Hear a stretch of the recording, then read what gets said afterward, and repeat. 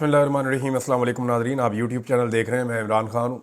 इमरान खान साहब ने अपना एक और कार्ड खेलने का फ़ैसला कर लिया है और बाकायदा अब अनाउंसमेंट हो गई है कि इमरान खान साहब दिसंबर के वस्त से यानी मिड ऑफ दिसंबर 14 दिसंबर से वो पाकिस्तान में सिविल नाफरमानी की तहरीक चलाने जा रहे हैं। ये सिविल नाफरमानी की तहरीक होती क्या है, ये चलती कैसे है, इससे पहले इसका क्या इम्पैक्ट आया, ये चीज़ें मैं इस वीलॉग में आपके सामने अभी रख दूंगा। लेकिन इमरान खान साहब ने जो स्टेटमेंट दिया है वो बहुत इंपॉर्टेंट है, पहले उसे आप सुन लें। इमरान खान साहब ने कहा कि मुल्क में डिक्टेटरशिप कायम हो चुकी है। रियासती दहशतगर्दी के नतीजे में निहत्ते सियासी कारकुनान पर गोलियां बरसाई गई हैं और पुरअमन सियासी कारकुनान को शहीद किया गया है। हमारे सैकड़ों कारकुन अभी तक लापता हैं। सुप्रीम कोर्ट को अब इसका नोटिस लेकर अपना आईनी किरदार अदा करना चाहिए। हम पहले भी इंसानी हकूक़ की संगीन खिलाफ वर्जियों पर supreme court, Lahore high court और इस्लामाबाद हाई कोर्ट से रुजू कर चुके हैं, लेकिन अदालतों की जानिब से कोई एक्शन नहीं लिया गया और मुल्क इस नहज पर पहुंच गया है कि हम 13 दिसंबर को पेशावर में शहदा को खराज तहसीन पेश करने के लिए अजीमुशान इज्तिमा मुनक्कद करेंगे। यानी मुल्क वहाँ पहुँच गया है कि आपके सामने अब कत्ल गारतगिरी हो गई है और उन्होंने 13 तारीख इमरान खान साहब ने दी है। 13 तारीख को सिर्फ पाकिस्तान में नहीं होने जा रहा, पाकिस्तान के बाहर भी कुछ होने जा रहा है, यूरोप में। और पाकिस्तान तहरीक इंसाफ का जो यूरोप वाला पोर्शन है, उन्होंने एक बड़ी अनाउंसमेंट की है और वो ये कह रहे हैं कि हॉलैंड के अंदर एक इंटरनेशनल क्रिमिनल कोर्ट है जहाँ से आलमी सतह के मामलात उसके सामने रखे जाते हैं। जो बैनुल-अक़वामी क्रिमिनल कोर्ट है, इंटरनेशनल क्रिमिनल कोर्ट हॉलैंड में, उसके सामने पाकिस्तान तहरीक इंसाफ ने मुज़ाहरा करने का ऐलान किया है 13 दिसंबर बरोज़ जुमा। अच्छा, वापस चलते हैं इमरान खान साहब के स्टेटमेंट की जानिब। उसी दिन जब इमरान खान साहब के लोग पेशावर के अंदर एक अजीमुशान इज्तिमा मुनक्कद करेंगे, खराज तहसीन पेश करेंगे अपने शहदा को, उनकी फैमिलीज़ को वहाँ बुलवाया जाएगा, तो उस वक्त बैरून मुल्क में ये हो रहा होगा या उस टाइम का जो डिफरेंस है उसके साथ, लेकिन वहाँ पे भी बाकायदा पाकिस्तानी अपना रोल प्ले करेंगे। अच्छा, इस इज्तिमा में अपोजिशन की सियासी जमातों को शिरकत की भी दावत दी जाएगी क्योंकि ये सियासी शोहदा है। और मैं 2 नुकात पर 5 रुकनी मुज़ाकराती कमेटी तश्कील दे रहा हूँ। अब इमरान खान साहब ने कहा कि ये जो सिविल डिसोबीडियंस की एक तहरीक वो चलाने जा रहे हैं, उस हवाले से उन्होंने पहले खबरदार किया कि मैं 5 रुकनी एक कमेटी बना रहा हूँ। इस कमेटी के साथ बात करके 13 तारीख तक, 13 दिसंबर तक, एक हफ्ता भी बाकी है, कि 13 दिसंबर तक आप मामला तय कर लें, वरना 13 तारीख को जो पेशावर में हम लोग एक बहुत अजीमुशान किस्म की एक जलसा करेंगे, एक खराज तहसीन पेश करेंगे अपने शोहदा को, तो उसी दिन फिर हम अपनी तहरीक का ऐलान भी कर देंगे जिसको सिविल डिसोबीडियंस या सिविल नाफरमानी की तहरीक कहा जा रहा है। इमरान खान ने 2 मुतालबात रखे। पहला मुतालबा यह है कि अंडर ट्रायल सियासी कैदियों को रिहा किया जाए जिन्हें ज्यादती करके अंदर रखा हुआ है। नंबर 2, इमरान खान साहब का मुतालबा है कि 9 मई और 26 नवंबर के वाक़यात की शफाफ तहकीकात के लिए जुडिशल कमीशन कायम किया जाए। अब ये जो जुडिशल कमीशन इमरान खान साहब मांगे हैं, वो कह रहे हैं गैर जानिबदार जुडिशल कमीशन बना दें जो 9 मई की भी शफाफ तहकीकात कर ले और 26 नवंबर की भी शफाफ तहकीकात कर ले कि इन दोनों दिनों में क्या हुआ था, कौन जिम्मेदार है, किसने क्या किया, और दोनों की इमरान खान साहब CCTV फुटेज की बात करते हैं। बहरहाल एक दरख्वास्त जो है वो एक मुद्दई की जानिब से आई है। इस्लामाबाद में जो कत्लेआम हुआ अनीस शहीद की फैमिली की जानिब से, लेकिन पुलिस ने FIR दर्ज नहीं की, वो मुबैना तौर पे अदालत में गए हैं। लेकिन पाकिस्तान तहरीक इंसाफ क्या कर रही है, अभी तक उनकी दरख्वास्त सामने नहीं आई। मुमकिन है कि आने वाले दिनों में, आजकल में, उनकी दरख्वास्त भी सामने आ जाए। कमेटी जो इमरान खान साहब ने बनाई, उन्होंने कहा जी मेरी कमेटी में उमर अयूब, साहबजादा हामिद रजा, गंडापुर, सलमान अकरम राजा और असद कैसर, ये 5 लोगों पे शामिल होगी मेरी कमेटी, इमरान खान ने कहा। और साथ ही उन्होंने कहा कि वो स्टेक होल्डर से मुज़ाकरात करेगी। अगर इन 2 मुतालबात को ना माना गया तो 14 दिसंबर 2024 से सिविल नाफरमानी की तहरीक शुरू की जाएगी। इस तहरीक के नताइज की जिम्मेदारी हुकूमत पर होगी। सिविल नाफरमानी तहरीक के नतीजे में बैरून मुल्क पाकिस्तानियों से अपील करेंगे कि वो तरसीलात ज़र को महदूद कर दें। यानी जो बाहर पाकिस्तानी है, वो पाकिस्तान में जो पैसा भेजते हैं, उस पैसे से पाकिस्तान चलता है, या एक बड़ा हिस्सा है वो पैसा पाकिस्तान की तरक्की के लिए या पाकिस्तान के आगे बढ़ने के लिए, क्योंकि वो बहुत बड़ी मिकदार में पैसा भेजते हैं बाहर से। اگر وہ اپنا پیسہ محدود کر لیں یا صرف اتنا پیسہ بھیجیں جتنا ضرورت کے تحت استعمال ہو سکتا ہو، تو ایسی صورت میں حکومت کو بڑا تگڑا نقصان ہو سکتا ہے۔ تو عمران خان صاحب نے جو ہے وہ حکومت کی جو کمزور جگہ ہے وہاں پہ ہٹ لگائی۔ انہوں نے کہا کہ ترسیلات زر کو یا جو ریمیٹنسز وہ بھیجتے ہیں ان کو محدود کریں اور بائیکاٹ ریمیٹنسز مہم چلائیں۔ اس تحریک کے دوسرے مرحلے میں ہم اس سے بھی آگے جائیں گے۔ اب یہ سول نافرمانی تحریک ہوتی کیا ہے، یہ ذرا تھوڑا سا آپ دیکھ لیں۔ علیمہ خان صاحب نے بھی کنفرم کیا کہ جو عمران خان صاحب ہیں انہوں نے باقاعدہ فیصلہ کر لیا اور وہ تیار ہو گئے ہیں اپنا آخری کارڈ کھیلنے کے لیے، اور یہ کارڈ حکومت کو تنگ کرے گا۔ دیکھیں نا، پہلے ہی ان کی ٹارگٹس اچیو نہیں ہو رہے۔ آئی ایم ایف سے جب انہوں نے قرضہ لیا تو جو اعداد و شمار بتا کر لیا وہ غلط ثابت ہو رہے تھے بار بار۔ پھر آئی ایم ایف نے بہت ٹائم لیا اس سارے معاملے میں۔ پھر آئی ایم ایف سے جو انہوں نے وعدے کیے وہ بھی یہ پورے نہیں کر پا رہے۔ اب جو ٹیکس کلیکشن کرنی تھی اس کے اندر بھی یہ سینکڑوں ارب پیچھے جا رہے ہیں، وہ پورا نہیں کر پا رہے۔ منی بجٹ کا خطرہ پاکستان کے سر پہ منڈلا رہا ہے۔ حکومت مہنگائی بار بار بڑھانے پر مجبور ہے۔ یہ منہ سے مہنگائی سستی کر رہے ہیں صرف۔ آپ مجھے بتائیں نا، آپ میں سے کوئی بھی دل پر ہاتھ رکھ کے کہ کوئی ایک چیز آپ کے گھر میں آئی سستی آ رہی ہو، تو پھر مہنگائی کیسے کم ہو رہی ہے؟ ہم کوئی بیوقوف ہیں، روٹی کو چوچی کہتے ہیں، ہمیں سمجھ نہیں آتی۔ پیٹرول پہلے سے زیادہ مہنگا ہے، ڈالر پہلے سے زیادہ مہنگا ہے، آٹا پہلے سے زیادہ مہنگا ہے، چینی گھی اور دالیں پہلے سے زیادہ مہنگی ہیں، ضروریات زندگی کی تمام چیزیں پہلے سے زیادہ مہنگی ہیں، بجلی اور گیس جو ہے وہ کئی گنا قیمت بڑھ گئی ہے، اور یہ منہ اٹھا کے کہہ دیتے ہیں جی ہم نے مہنگائی کم کر دی ہے۔ تو پاکستانی کیسے یقین کریں گے اس بات پہ کہ مہنگائی کم ہو گئی ہے؟ یہ تو ماننے میں نہیں آتا، لاجیکل ہی نہیں لگتا۔ ہر آدمی کے گھر کا بجٹ اٹھا کے دیکھ لیں، وہ 2 گنا 3 گنا ہو گیا اور اس کی آمدن بڑھی نہیں ہے، اور یہ منہ اٹھا کے کہتے ہیں جناب مہنگائی کم ہو گئی ہے۔ ایکچولی یہ منہ سے مہنگائی کم کر رہے ہیں، پریکٹیکلی گراؤنڈ کے اوپر مہنگائی کم نہیں کر رہے، اور یہ مہنگائی مزید ان کو بڑھانی پڑ جائے گی اگر یہ اپنے ٹارگٹ اچیو نہیں کرتے۔ تو پہلے ہی جو حکومت اپنے ٹارگٹ اچیو نہیں کر پا رہی، اس کے اوپر اگر سول نافرمانی کی تحریک کا ڈنڈا عمران خان صاحب نے چلا دیا تو یہ ایک بہت بڑی مصیبت بن جائے گی۔ اچھا، اب یہ سول نافرمانی کی تحریک کے بارے میں تھوڑا سا میں آپ کو بتا دیتا ہوں۔ ایک تو آپ یہ بات اپنے ذہن میں رکھیں کہ جو لیٹسٹ ہسٹری ہے اس کے اندر پچھلے 100 سال میں ایک سول نافرمانی تحریک اس خطے میں اور بھی چلی تھی۔ عمران خان صاحب نے 2014 میں ایک کوشش کی تھی، لیکن وہ بڑی چھوٹی سی کوشش تھی، وہ وہی ختم ہو گئی۔ لیکن مہاتما گاندھی نے 1930 میں ایک سول نافرمانی کی تحریک انگریزوں کے خلاف چلائی تھی، اور انگریز سرکار نے اس وقت کچھ ایسے قوانین متعارف کروائے تھے جس سے جو اس خطے کے لوگ تھے وہ بہت پریشان تھے۔ خاص طور پہ انگریزوں نے نمک کے اوپر ایک ٹیکس لگا دیا تھا کہ نمک جو ہے وہ اس کے اوپر ٹیکس بھی پے کرنا پڑے گا عام آدمی کو، اور ساتھ ہی ساتھ آپ اپنا نمک بھی نہیں پیدا کر سکتے۔ تو اس پہ گاندھی جی نے 12 مارچ 1930 کو سالٹ مارچ کیا تھا۔ مہاتما گاندھی نے یہ مارچ جب شروع کیا تھا تو ان کے ساتھ 78 ساتھی تھے، یعنی 78 لوگوں کے ساتھ مل کر انہوں نے اپنا مارچ شروع کیا اور سمندر کی جانب وہ چل پڑے تھے۔ 24 دنوں میں وہ سمندر تک پہنچے اور سمندر کے پانی میں انہوں نے خود کو نہلایا اور پیغام دیا پورے بھارت کو کہ آپ مفت میں نمک حاصل کر سکتے ہیں۔ یہ نارملی پوری دنیا کے اندر استعمال کی جاتی ہے، کئی صدیوں پرانی اس کی تحریک ہے سول ڈس اوبیڈینس کی۔ یہ نان وائلنٹ ہوتی ہے، یعنی اس کے اندر کسی قسم کا تشدد کا عنصر نہیں ہوتا۔ اس میں طریقہ کار یہ اختیار کیا جاتا ہے کہ حکومت کو مجبور کیا جائے ایسی چیزوں سے کہ وہ اپنے فیصلے بدلنے پر تیار ہو جائے، یا حکومت کو گھٹنے ٹیکنے پر مجبور کیا جائے طاقت کے استعمال کے بغیر۔ یعنی اس میں تشدد کا کوئی عنصر نہیں ہوتا، اس میں کوئی قانون بریک نہیں ہو رہا ہوتا۔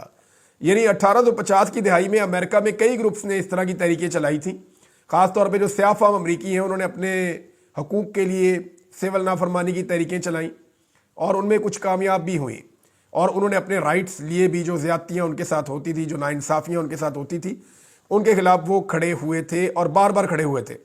عمران خان صاحب نے حکومت کو پورا موقع فراہم کیا کہ آپ ہمیں اس معاملے میں انصاف فراہم کر دیں، لیکن لوگ تو ناکو ناک بھرے ہوئے۔ دیکھیں پاکستانی جو ہے وہ بہت پریشان ہے، اور جو کچھ پاکستان میں ہو رہا ہے۔ اب عمران خان صاحب کی یہ جو ایک اپیل ہے، کیا اس کے اوپر کامیابی ہوتی ہے اور لوگ اس پر لبیک کہتے ہیں تو حکومت کے لیے بہت بڑی مصیبت کھڑی ہو جائے گی۔ اس میں فردر یہ ہو سکتا ہے کہ لوگ بل جمع نہ کروائیں، لوگ جو ہے حکومت کے واجبات ادا نہ کریں، اور وہ سارے پرامن طریقے استعمال کریں جو حکومت کی مشینری کو چلنے سے روک دے۔ یہ بہت امپورٹنٹ ہے۔ تو اب سول نافرمانی کی ایک تحریک بھی حکومت کے دروازے پہ دستک دے رہی ہے کیا حکومت اس کا بوجھ اٹھا پائے گی؟ عمران خان کو قابو کرنے کے سارے ہتھ کنڈے کیوں ناکام ہو رہے ہیں؟ دیکھیں اس کے اوپر تھوڑا سا غور کر لیں آپ. میں نے اس پہ ایک چھوٹی سی تحریر جو ہے وہ رکھی ہے اور اس کے اوپر ایک فیکچول جو انالیسز ہے میں آپ کے سامنے رکھ دیتا ہوں. ہوا کیا ہے کہ جب سے لے کر عمران خان صاحب جیل میں گئے تب سے اب تک 5 مرتبہ ڈیلز کی آفر ان کی جیب میں پڑی تھی. 5 مرتبہ. 3 مرتبہ پہلے رپورٹ ہوتا تھا, 2 مرتبہ اب ڈیل ان کو دی گئی ہے. اس وقت بھی عمران خان صاحب کے پاس ایک ڈیل ان کی جیب میں پڑی ہے, لیکن عمران خان صاحب نے تمام آفرز کو اب تک رد کیا ہے. عمران خان صاحب اپنی سیاست میں بار بار کہتے ہیں ملنگ آدمی ہوں, میں گزارا کر لوں گا. تو جو سب سے خطرناک چیز ہوئی ہے وہ یہ ہوئی ہے کہ عمران خان صاحب نے جیل میں رہنے سیکھ لیا ہے. یعنی وہ جیل میں رہ رہے ہیں تو یہ انہوں نے سیکھ لیا کہ جیل میں کیسے رہتے ہیں.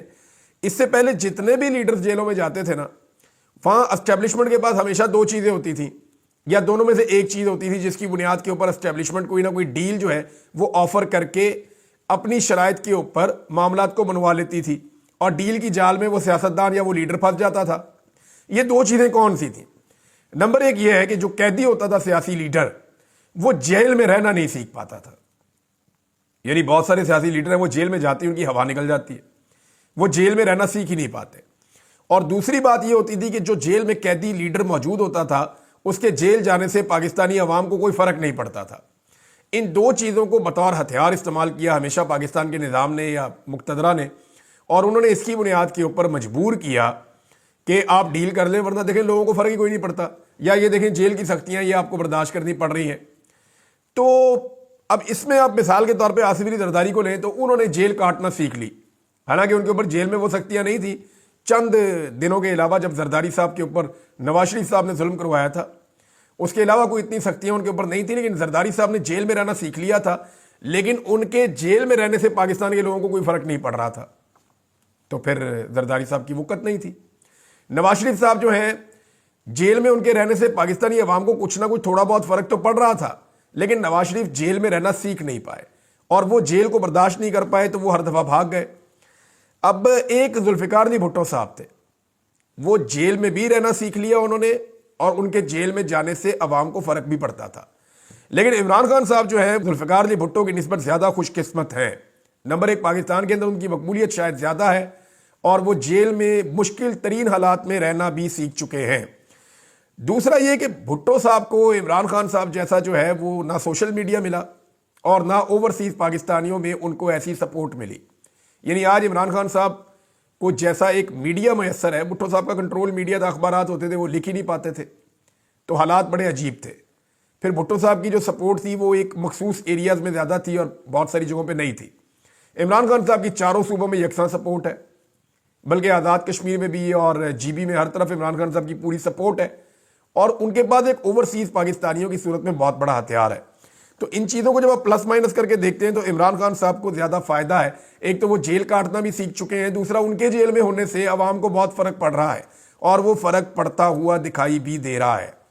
یہ وہ وجوہات ہیں کہ اسٹیبلشمنٹ اب تک عمران خان صاحب کے ساتھ کوئی ڈیل کامیاب نہیں کر پائی. فرض کریں عمران خان صاحب جیل میں رہنا نہ سیکھ پاتے تو ہو سکتا ہے ڈیل کرنی پڑتی, یا عمران خان صاحب کے جیل میں جانے سے پبلک کو فرق ہی نہ پڑتا, لوگ کہتے ٹھیک ہے اور بھی گئے یہ بھی گئے, تو تب بھی شاید عمران خان صاحب کو باہر آنے کے لیے کوئی کمپرومائز کرنا پڑتا. لیکن یہ دونوں چیزیں عمران خان صاحب کے حق میں جا رہی ہیں, لہذا کسی قسم کا کمپرومائز ہو نہیں رہا. ناظرین ایک اور چیز بڑی قابل غور ہے, اور وہ چیز یہ ہے کہ جس طرح عمران خان صاحب کو تمام دھوکہ دینے والے لوگ, یا عمران خان صاحب کے سیاسی مخالفین, اور یا وہ میڈیا جو پی ایم ایل این کا بہت حمایتی ہے, یہ سارے رل کے جیسے بشرا بی بی کو پہ گئے ہیں نا, اس کا مطلب ہے کہ بشرا بی بی کچھ نہ کچھ ایسا کر رہی ہے جو ٹھیک ہے. یعنی مثال کے طور پہ بشرا بی بی کے اوپر اٹیک کیا جا رہا ہے اس میڈیا کی جانب سے جو پی ایم ایل این کو سپورٹ کرتا ہے یا اسٹیبلشمنٹ کو سپورٹ کرتا ہے, اور دوسرا جو ہے اسٹیبلشمنٹ کے جتنے اعلیٰ کار ہیں یا جتنے عمران خان صاحب کے مخالفین ہیں یا جن لوگوں نے عمران خان صاحب کو دھوکہ دیا ہے, وہ سارے بشرا بی بی کے اوپر اٹیک کر رہے ہیں, جبکہ عمران خان صاحب نے جیل کے اندر بار بار ابھی حال ہی میں بشرا بی بی کے اوپر اعتماد کا اظہار کیا ہے. تو اس کا ایک واضح مطلب تو یہ ہے کہ بشرا بی بی کو مینج نہیں کیا جا سکا. کچھ لوگ دعویٰ کر رہے تھے کہ وہ ڈیل کر کے باہر آئی, تو وہ دعویٰ بھی ہوا ہو گیا ہے, اور جو لوگ یہ دعویٰ کر رہے تھے کہ وہ ڈیل کے نتیجے میں باہر آئیں, اب وہی لوگ اپنا منہ کالا کر رہے ہیں, نہیں جی نہیں بشرا بی بی تو بات ہی نہیں سن رہی, وہ بات مان ہی نہیں رہی. تو اس کا مطلب ہے کچھ نہ کچھ تو وہ ایسا کر رہی ہیں بشرا بی بی کہ سارا فوکس شفٹ ہو کر ان کے اوپر آ رہا ہے مخالفین کا۔ ناظرین ایک خبر اور ہے، عمر ایوب صاحب کو گرفتار کیا گیا تھا اور دیگر لوگوں کو گرفتار کیا گیا تھا، تو عدالت نے ان کو بلوایا تھا، انسداد دہشت گردی کی عدالت نے، لیکن اس عدالت میں انہیں کل پیش نہیں کیا گیا۔ اس کے اوپر عدالت نے توہین عدالت کا شو کاز نوٹس جاری کر دیا ہے۔ عمر ایوب صاحب کے پاس اور دیگر کچھ لوگوں کے پاس اومنی بیل موجود تھی، انہیں گرفتار کرنے سے پشاور ہائی کورٹ نے روک رکھا تھا، لیکن پھر بھی انہیں گرفتار کیا گیا۔ جن لوگوں نے گرفتار کیا وہ لوگ انہیں عدالت میں پیش نہیں کر سکے یا عدالت میں ان کو نہیں لے کر آئے، اس بنا کے اوپر یعنی انہیں گرفتار کیا گیا تھا جیل کے احاطے سے۔ اس بنا پہ اب ان کے اوپر جو ہے وہ توہین عدالت کا ایک نوٹس جاری کیا گیا ہے۔ دیکھتے ہیں اس نوٹس کا کیا بنتا ہے۔ نارملی تو ایسے نوٹس کے بارے میں بابر ایوان صاحب نے کیا بات کی تھی ایک دور میں کہ نوٹس ملیا ککھ نہ ہلیا، کیوں سونے دا گلا کراں میں تے لکھ وری بسم اللہ کراں۔ اور مجھے بابر ایوان صاحب کو جب بھی میں دیکھتا ہوں تو مجھے وہ والا معاملہ یاد آ جاتا ہے۔ تو آج کل عدالتی نوٹس کی حیثیت کچھ ایسے ہی ہے۔ ایک اور چیز ناظرین بڑی امپورٹنٹ سامنے آئی کہ جس قاضی فائز عیسیٰ کے لیے بغلیں بجائی جا رہی تھی، رولا ڈالا جا رہا تھا، حملہ ہو گیا، ظلم ہو گیا، زیادتی ہو گئی، فلاں ہو گیا، قاضی فائز عیسیٰ کے اوپر حملہ ہو گیا، کچھ بھی نہیں ہوا تھا، لوگ احتجاج کر رہے تھے۔ وہ برطانیہ ہے، وہاں پہ رول آف لا ہے، وہ پاکستان تو نہیں ہے کہ یہاں پہ آپ ایک نعرہ لگائیں گے تو آپ کے اوپر دہشت گردی کا مقدمہ درج ہو جائے گا یا آپ کو ڈیجیٹل دہشت گرد قرار دے کے کئی مہینے جیل میں رکھا جائے گا۔ وہ پاکستان تو نہیں ہے، وہ تو برطانیہ ہے۔ تو برطانیہ کے اندر یہ ہوا کہ جو قاضی فائز عیسیٰ صاحب کے اوپر حملے والا معاملہ تھا وہ کیس بند ہو گیا، اور ابھی آپ تھوڑے دن بعد دیکھیں گے کہ خواجہ آصف کی دھمکی والا کیس بھی بند ہو جائے گا۔ وہاں پہ یہ بار بار ذلیل اور رسوا کیوں ہوتے ہیں؟ اس کی وجہ یہ ہے کہ وہاں پہ رول آف لا ہے، قانون کی حکمرانی ہے، اور جہاں پہ قانون کی حکمرانی ہوتی ہے وہاں پہ ممکن نہیں ہوتا کہ آپ جھوٹ کی بنیاد کے اوپر کوئی چیز گھڑ لیں۔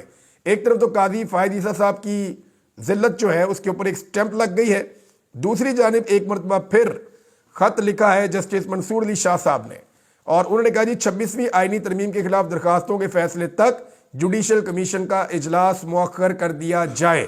یہ مطالبہ ناظرین کیا ہے جسٹس منصور علی شاہ صاحب نے اور یحییٰ آفریدی صاحب کو خط لکھ کر، اور یعنی 2 درجن سے زائد درخواستیں اس وقت زیر التوا ہیں 26ویں آئینی ترمیم کے حوالے سے، اور یہ درخواستیں جو ہیں وہ مسترد بھی ہو سکتی ہیں اور منظور بھی ہو سکتی ہیں۔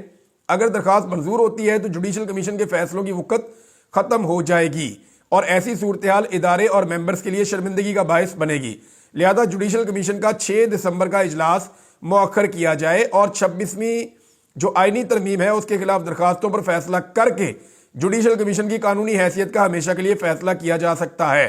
جسٹس منیب اختر اور میں نے 31 اکتوبر کے اجلاس میں 26ویں آئینی ترمیم کے خلاف درخواستوں کو سماعت کے لیے مقرر کرنے کا فیصلہ کیا تھا، مگر اس فیصلے کے باوجود رجسٹرار کی جانب سے ان درخواستوں کو فل کورٹ کے سامنے سماعت کے لیے مقرر نہیں کیا گیا۔ اب جج صاحب یہ کہہ رہے ہیں کہ فل کورٹ کے سامنے ان کو لگایا جائے۔ اگر یہ معاملہ فل کورٹ کے سامنے آ جاتا ہے تو 26ویں آئینی ترمیم از خود اڑ جائے گی، اور 26ویں آئینی ترمیم کے بعد ایکچولی جو کام ہونا تھا وہ تو ہو گیا قانون سازی کے ذریعے سے، جو معاملہ طے ہونے تھے وہ آپ سارے جانتے ہیں، وہ تو ہو گئے۔ تو اب 26ویں ترمیم جو ہے وہ کیا بیچتی ہے؟ اگر وہ ختم بھی کرنی پڑ جائے وسیع تر ملکی مفاد میں تو وہ ختم بھی ہو سکتی ہے۔ رکن قومی اسمبلی عظیم الدین لکھوی صاحب کو چہرے پر زخموں سمیت 10 دن کے بعد جبری گمشدگی سے رہا کر دیا گیا ہے۔ اب جسٹس یحییٰ آفریدی صاحب کو یہ دیکھنا ہوگا کہ کیا جو سہولت کاری اغوا برائے بیان یا جبری گمشدگیوں کے لیے قاضی فائز عیسیٰ صاحب کے دور میں ہو رہی تھی کیا وہ اب بھی ہو رہی ہے؟ ایک ممبر قومی اسمبلی ہے، 10 دن تک جبری طور پہ لاپتہ رہا، اب وہ واپس آیا تو اس کے چہرے کے اوپر زخم بھی ہیں، تو کیا اس کے اوپر کوئی عدالت نوٹس لے گی؟ کوئی اس کے اوپر بات کرے گا؟ مجھے نہیں لگتا کوئی اس کے اوپر بات کر رہا ہے، اور اگر اس کے اوپر بات نہیں ہو رہی تو پھر اس ملک میں نہ رول آف لا ہے نہ کسی قسم کا جو ہے وہ انصاف ہے، بلکہ جوڈیشری جو ہے اس کو یہ اس بات کے اوپر دیکھنا چاہیے کہ ممبر قومی اسمبلی اغوا ہو رہے ہیں اور زخمی چہروں کے ساتھ واپس آ رہے ہیں، اور یہ جبری طور پہ لاپتہ ہیں، ان کی کہیں پہ گرفتاری نہیں ہے۔ یہ کتنی بے بسی ہے پاکستان کی، اور یہاں پہ قانون کا کس قدر مذاق اڑایا جا رہا ہے، اور منصف صرف بیٹھے ہیں کہ جناب ایک جج ادھر لگا دیں ایک ادھر لگا دیں، اور وہ سارے ایڈمنسٹریٹو قسم کے کام کر رہے ہیں، اور پاکستان میں قانون نام کی کوئی چیز موجود نہیں ہے۔ اب تک کے لیے اتنے، اپنا خیال رکھیے گا، اپنے چینل کا بھی۔ اللہ حافظ۔